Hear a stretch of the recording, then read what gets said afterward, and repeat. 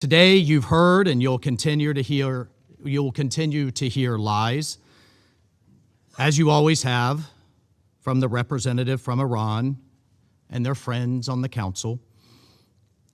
This time, claiming that all of their strikes have been against U.S. military bases or various types of military installation. But here's the hard truth.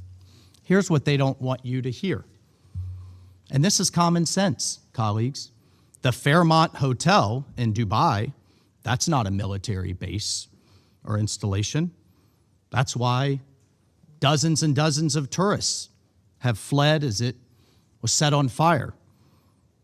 Tourists from the United Kingdom, from Liverpool, from other countries, all trying to vacation there or do business there. The civilian airport in Dubai, a global hub of commerce and tourism, also coming under fire. That's not a military installation.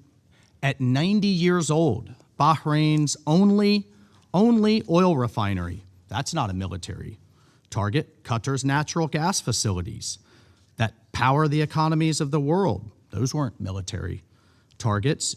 Even Oman, who until recently was trying to find a diplomatic solution, it's been hit too.